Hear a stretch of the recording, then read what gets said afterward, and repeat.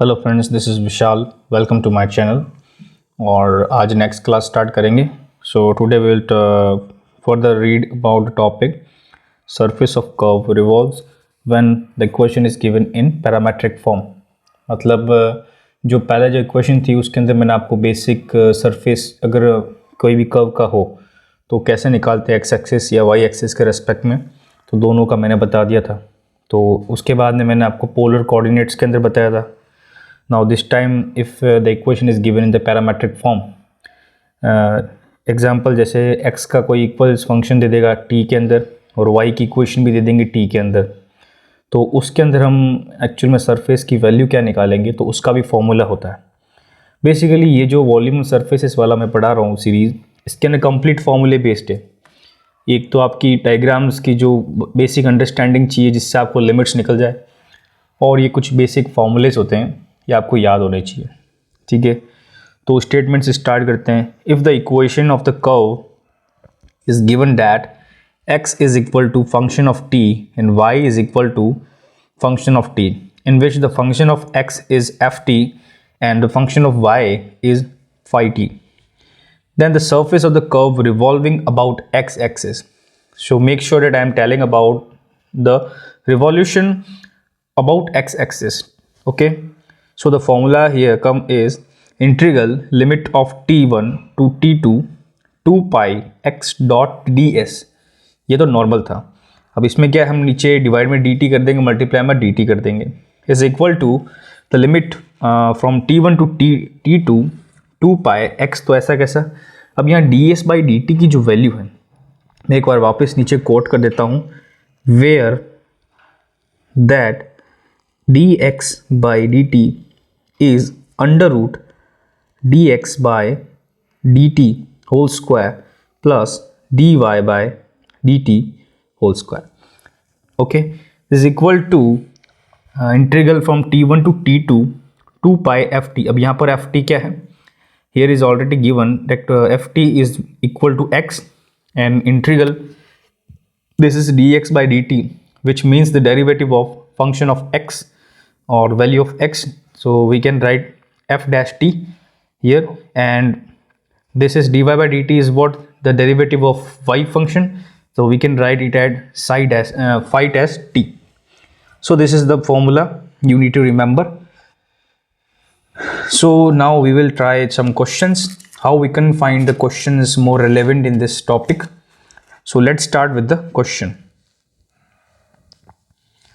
So the given question is, find the surface area of solid generated by the revolution of asteroid of x equal to a cos to the power 3t and y is equal to a sin to the power 3t about the x-axis. So we have to find the value of surface area about x-axis. So the solution we have, अब यहाँ पर क्या करना हमको, पहले just we have to write given equation of asteroids is x equal to a cos 3 theta and y is equal to a sin cube theta.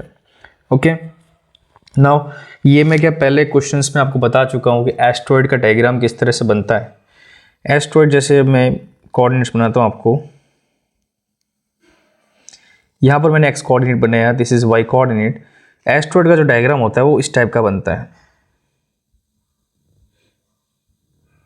जिसके अंदर ये सारे जो पॉइंट्स होते हैं ना, ये ए होते हैं। This is minus a 0, this is 0 a, this is 0 minus a. ठीक है, ये इसका डायग्राम होता है। अब यहाँ से क्या होता है, जैसा कि मैंने बताया कोऑर्डिनेट एक्सिस के अंदर हम जब निकालते हैं तो हमको dy बाई डी एक्स भी चाहिए और dy बाई डी टी चाहिए और dx बाई डी टी भी चाहिए। तो हम क्या करते हैं, पहले dw rt with respect to t, differentiating with respect to t above equations। ठीक है, ऊपर वाली इक्वेशन को मैं डिफरेंशिएट कर देता हूँ with respect to t. So we will have dx by dt is equal to 3 times of a cos square t into sin t in negative, and the value of dy by dt is equal to 3a sin square t, and this is cos t. So we have the value of dx by dt and dy by dt. So in this we have to find the value of ds by dt, because we already know about, according to formula, ds by dt is equal to dx by dt whole square plus dy by dt whole square. So putting above equations, above value of dx by dt and dy by dt into this equation, so we have square of dx by dt means 9 a square, this is cos to the power 4t dot sin to the power square t plus dy by dx 9 a square sin to the power 4t dot cos square t. So we will left with this equation. So we have to again solve this equation to minimize. Then ds by dt will be equal to 9a square taking common with cos square t and sin square t. We have this is cos square t plus sin square t. So the value of cos square t plus sin square t is equal to 1, and after removing the under root we have 3a into cos t sin t. So we can more elaborate, but let it be here. Putting equation 3, these both equations are second and this equation is 1. So we will have the value of ds by dt. Now for the limits we will find, for the limits, now limit के लिए हमको t की limit पता करनी पड़ेगी. For the limits of t we have, it differs from, अब करना कुछ नहीं है, कोई भी एक पॉइंट पकड़ लो, उसको उसमें पुट कर लो, उसकी एक लिमिट निकल जाएगी, और कोई दूसरा पॉइंट है उसको पुट कर लो तो उसकी लिमिट निकल जाएगी. जैसे यहाँ पर मैं x पे बोल देता हूँ, यहाँ क्या लिमिट बन सकती है, और यहाँ y पे क्या बोलता है, लिमिट क्या बन सकती है. 2 लिमिट आ गई, उसी का आंसर हमको लाना है, क्योंकि जब 2 लिमिट आ जाएगी ना तो हमको इसका वैल्यू निकल जाएगी इस पूरे की, तो इसको 2 से मल्टीप्लाई करना है बस, कोई मतलब बड़ी चीज़ नहीं है. ठीक है, तो लिमिट लाने के लिए क्या करना होता है. अब यहाँ पर देखो इक्वेशन पहली वाली है, इसके अंदर मैं t की वैल्यू जो एंगल होगा उसको मैं क्या पुट कर सकता हूँ. So if t is equal to 0, अगर t जो एंगल 0 कर दिया मैंने तो x की वैल्यू कितनी हो जाएगी, बिकॉज cos 0 इज़ 1, तो x की वैल्यू हो जाएगी a. And what is the value of y, sin 0 always 0, then the value of y is equal to 0, then the point will be a comma 0. this is not have to write in exam, आपके understanding के लिए है कि ये वाला point मैंने निकाला है. ठीक है, दूसरा पॉइंट, अगर मैं t की वैल्यू π/2 लेता तो x की वैल्यू क्या आती, π/2 cos π/2 will be 0, so the value of x will be 0 and sin π/2 means 1, तो y की वैल्यू हो जाएगी a. तो ये जो अपने पॉइंट बनना है वो 0, a बन गया, यानी कि ये वाला पॉइंट. तो अब ये दोनों पॉइंट निकल गए, हमको x की वैल्यूज़ भी पता चल गई, तो मतलब t की वैल्यू पता चल गई, x की y की तो भी मैटर नहीं करता क्योंकि हम इसका पढ़ चुके पहले भी, कोई इसमें बड़ी चीज़ नहीं है. ठीक है, तो ये आप इक्वेशन तो समझ में आ गया ना आपको. ये इक्वेशन मैं आपको साइड में लिख देता हूँ, हम पहले कर चुके हैं. x की पावर 2/3 y की power 2/3 is equal to a to the power 2/3. इस टाइप की इक्वेशन को हम ऐसे लिखते थे. ठीक है, तो अब आगे हमको t की पावर भी मिल गई. Now we have to put the formula. So surface of solid revolved about x-axis is what is that 2 times of integral t1 to t2 2 pi. this is यहाँ पर हमारा क्या था, ft था फिर अंडर रूट में था एफ टी डैश का whole square plus psi T dash का whole square dot D T, ये कुछ इस टाइप में था। ठीक है, यहाँ पर जो एफ टी है, where f t is equal to x and x is equal to what is the value of x, a cos cube t, and here psi t is equal to y, and what is the value of y? According to question, value of y is a sin cube t, a sin cube t. So putting all the values into the following formula, इसमें जो मैंने ये वाला under root है ना, इसकी value पता है किसके बराबर होती है, D s by D T, ये मैंने पहले ही निकाल दिया है। This is equation 3। So directly put कर देता हूँ मैंने। यहाँ ट्वाइस क्यों किया मैंने आपको बताया। ट्वाइस इसलिए किया, अगर मैं यहाँ से इसका आधा पार्ट निकाल दूंगा तो मुझे क्या है, उससे 2 से मल्टीप्लाई करना पड़ेगा, तो पूरे का पार्ट आ जाएगा सरफेस। तो 2 टाइम्स ऑफ इंटीग्रल लिमिट 0 से पाई बाई 2, 2 पाई मतलब x का जो फंक्शन है वो पुट करेंगे a cos क्यूब t। अब यहाँ पर मैंने ds by D T direct लिख देते हैं, 3a cos t sin t which is 3a cos t, this is not cos t dot sin t into D T. ठीक है, अब ये जो आगे इसका सॉल्यूशन है वो तो गामा फंक्शन से कर सकते हैं हम इजीली, तो भी मैं थोड़ा सिंप्लीफाई करके लिखता हूँ।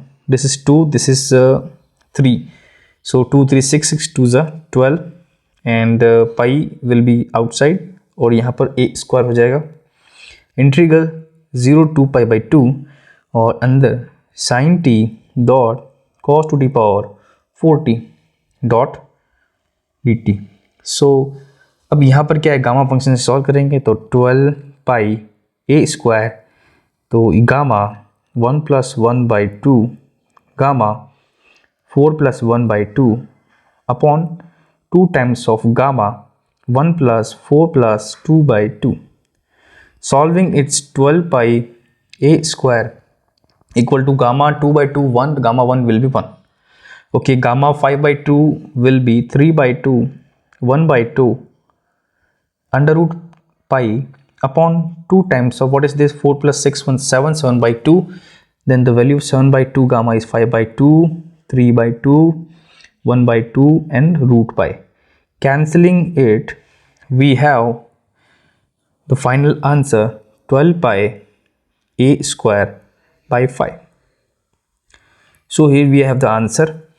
This is simple, you have to only note that what is the formula, what is the need of the question. So we are left with this answer. So if we can opt for other question, but it's enough for this time. We'll meet again in the next class. One more question I am giving this. Find the area of the surface generated by revolving on the cycloid, which is given in parametric form x equal to a theta plus sine theta and y equal to a 1 minus cos theta about the tangent at the vertex. Now here is telling about हमको क्या है, surface area निकालना है, but about tangent at the vertex. अब देखो यहाँ पर क्या है, कर्व ट्रेसिंग। फिर से ये तो जितने भी क्वेश्चन करा रहा है वॉल्यूम ऑन सरफेसेस, अगर आपको कर्व ट्रेसिंग नहीं आती है तो आपके लिए डिफ़िकल्ट रहेगा, क्योंकि आप डायग्राम नहीं बना पाओगे। अब जैसे यहाँ पर लग रहा है अबाउट द टेंजेंट, तो अगर आपको कर्व बनाना नहीं आया, मैंने यहाँ टेंजेंट बना दी, ठीक है, तो ये जो बनाना कोई आसान थोड़ी, आपको क्या पता इसका डायग्राम क्या बना हुआ है, तो डायग्राम तो आपको याद होना चाहिए। ठीक है, फिर कर्व ट्रेसिंग में क्लास दे दूंगा, उसमें आप एक बार उसमें समझ में आपको ढंग से आ जाएगा। ठीक है, तो क्वेश्चन स्टार्ट करते हैं। So the given parametric form, parametric equations of cycloids are, क्या क्या इक्वेशन है, x equal to a theta plus sine theta and y is equal to a 1 minus cos theta. ठीक है, अब यहाँ पर क्या करना, सेम वही इक्वेशन है जब हम पैरामेट्रिक में पढ़ते हैं, हमको जब भी कोई फंक्शन दिया हुआ होता है तो उसके अंदर हम d s by d theta निकालते हैं। D s by d theta की वैल्यू क्या होती है, equal to under root d x upon d t square हम निकालते थे। तो यहाँ पर डी टी की जगह जो फंक्शन है वो किस में है, थीटा के अंदर। तो हम क्या करेंगे, differentiating with respect to theta और above equations. So we have dx by d theta is equal to a 1 plus cos theta, दूसरा dy by d theta is equal to a minus minus plus हो जाएगा a sin theta, दोनों value आ गई।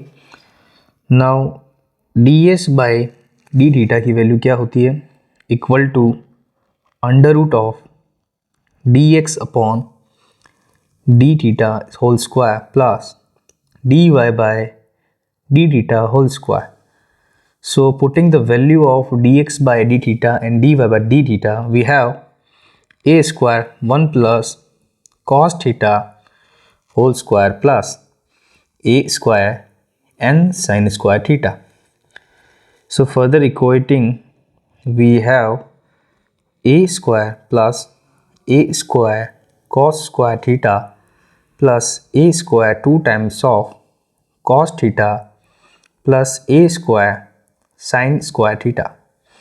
Now we already know that combining these two equations gives a square. So finally we have 2a square plus 2a square cos theta, and taking common 2a square 1 plus cos theta, we have 2a cos theta and 2 times of cos square theta by 2. अब यहाँ पर ds by d theta की value final अपने पास क्या आएगी, this is 2a cos theta by 2। Simple है। अब ये चीज़ वैल्यू अपने पास निकल गई। अब इसके आगे क्या करना है, इसके आगे अब लिमिट निकालनी है, थीटा की लिमिट्स क्या क्या होगी। अब यहाँ पर जो मेन रियल थिंग है, यहाँ पर आएगी ग्राफ बनाना पड़ेगा आपको।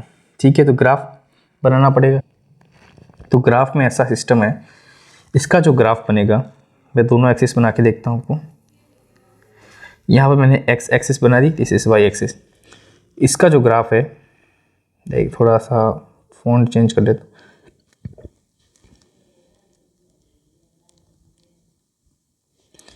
इसका ग्राफ ऐसे बनता है।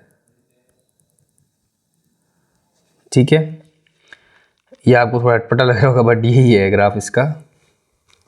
ठीक है, जो ये ग्राफ बनेगा ये सेंटर से निकलेगा। ठीक है, या मैं 0 0 इसलिए लिखूँ क्योंकि हम पोलो कोऑर्डिनेट्स की बात कर रहे हैं, क्योंकि हमारे पास पोलो कोऑर्डिनेट दिया हुआ है।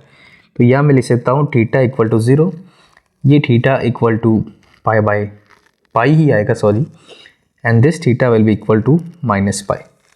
अब ये पाई माइनस पाई कैसे हुआ, ये तो कर्व ट्रेसिंग का है टॉपिक, बट तब भी आपको मैं एक बार मोटा मोटा तरीके से बता देता हूँ।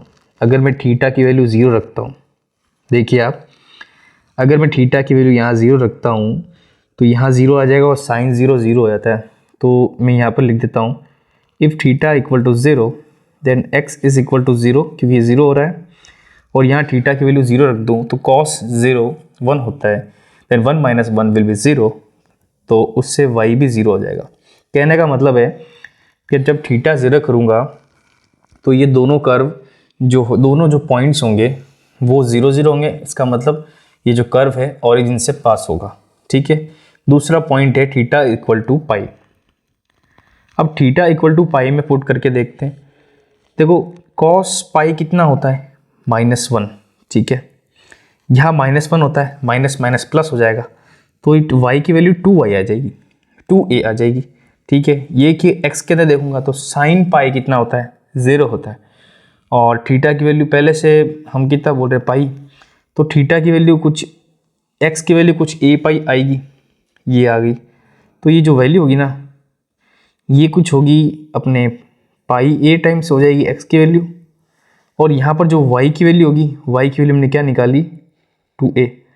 तो कुछ तो वैल्यू आएगी। और ये जो वैल्यूज़ है ना, ये दोनों पीक वैल्यू और मैक्सिमम वैल्यू है, ये तो बढ़ता रहेगा, जो पाई ये तो बढ़ता रहेगा, बट वाई तो मैक्स यही होगा ना, क्योंकि यहाँ पर मैं 2 पाई कर सकता हूँ, मैं 4 पाई कर सकता हूँ, 6 पाई कर सकता हूँ, यहाँ चलेगा और ये एक्स बढ़ता रहेगा, बट ये नहीं होगा ना। तो ये जो इसकी पीक वैल्यू है। अब सेम चीज़ है, माइनस अगर पाई करता हूँ मैं, तो उसके अंदर यहाँ पर पीक वैल्यू आ जाएगी इसकी वाई की, वो भी माइनस टर्म में, और एक्स की वैल्यू तो वैसे ही बढ़ रही है। तो ये जो दो लिमिट है ना, ये दोनों लिमिट ही इसकी है।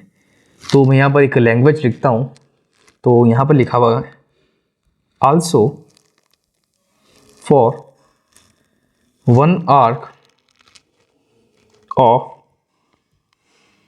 Given curve theta varies from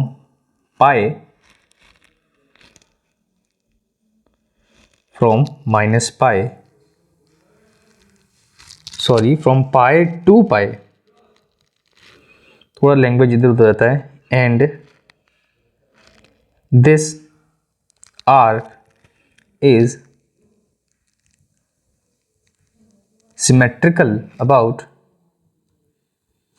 y axis,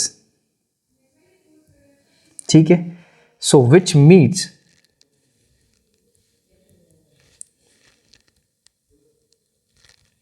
the curve at point theta equal to 0। Means समझ में आ रहा है, ये जो कर्व मिल रहा है थीटा इक्वल टू 0 पे मिल रहा है, ये वाला कर्व भी थीटा इक्वल टू 0 पे मिल रहा है। अब सीधा सा फॉर्मूला लिख दो, तो the required surface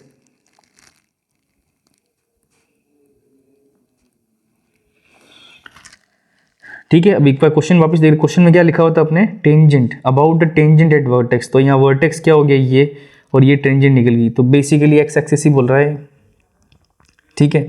x axis के रेस्पेक्ट में हमको सिमेट्री, मतलब एक्स एक्सिस के रेस्पेक्ट में हमको सरफेस निकालना है, और ये सिमेट्री वाई एक्सिस के रेस्पेक्ट में, ठीक है ना। मतलब जितना यहाँ पर आएगा उतना उतना सेम टू सेम इधर आएगा। तो भले आप आधा लेके कर दो, उसको 2 बार मल्टीप्लाई कर दो, कोई दिक्कत नहीं है, या डायरेक्टली पूरी इक्वेशन लिख दो। तो मैं अगर इक्वेशन पूरी लिखूँ तो मैं ऐसा लिख सकता हूँ कि भाई मैं अगर यहाँ से लिमिट डालूँ पाई से माइनस पाई से प्लस पाई, तो ये लिमिट चेंज करके मैं ऐसा लिख सकता हूँ। सिंपल चीज़ है, मैं पहले लिख देता हूँ, बाद में क्यों करना। 2xy dx upon dt d theta will be equal to, इसकी वैल्यू किसकी बराबर होती है, 0 से 2 0 से पाई 2, ये x नहीं है पाई आएगा, 2 पाई। y की वैल्यू क्या थी, y की वैल्यू ऊपर इक्वेशन में दी हुई थी अपन को, y की वैल्यू थी a bracket 1 minus cos theta. So यहाँ पर ले देता हूँ a 1 माइनस कॉस थीटा, ठीक है। और ये जो ds बाई डी थीटा है, इसकी वैल्यू हमने निकाली थी, क्या निकली थी, ये रहा 2a cos theta by 2। So we have to write 2a cos theta 2 into d theta, ठीक है। इसके आगे का सॉल्व करेंगे। अब इसके आगे का सॉल्व करेंगे तो क्या है, कांस्टेंट बाहर लेता टर्म 2 पाई a 2a, तो यहाँ पर हो जाएगा 8 पाई a स्क्वायर इंटीग्रल 0 से पाई, देन 1 माइनस कॉस थीटा क्या हो जाएगा 2 sign square theta by 2, and this is cos theta by 2, ठीक है। यहाँ कॉस स्क्वायर थीटा और ये स्क्वायर थीटा है, तो 2 फिर से बाहर ले लेता हूँ मैं, 16a pi a square pi integral 0 to pi, this is sine square theta by 2, this is cos theta by 2 into d theta.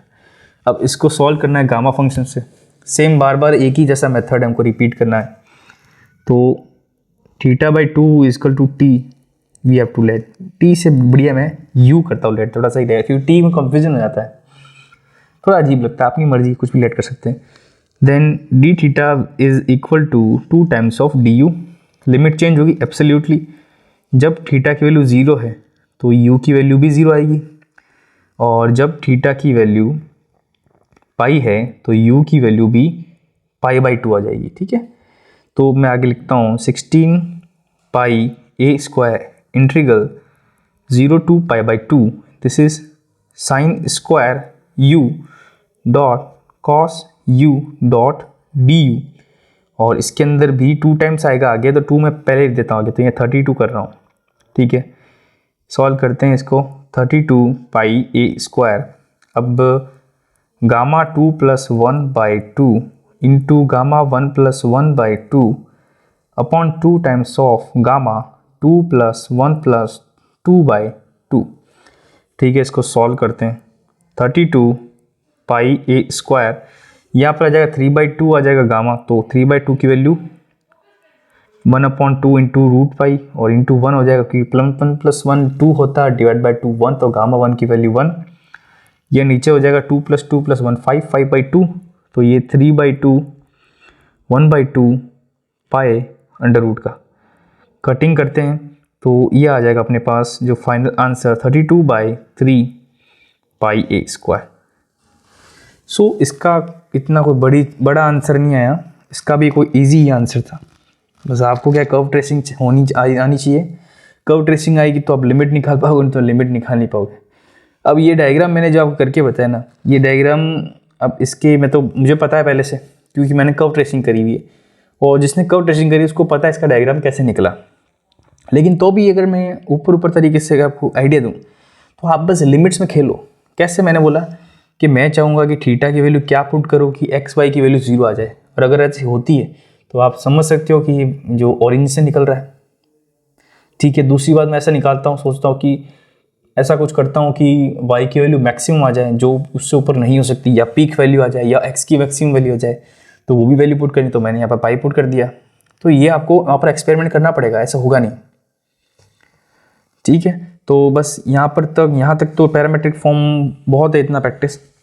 बाकी अगली नेक्स्ट वीडियो में बताऊँगा कुछ अलग, और खुद थोड़े और क्वेश्चंस करेंगे।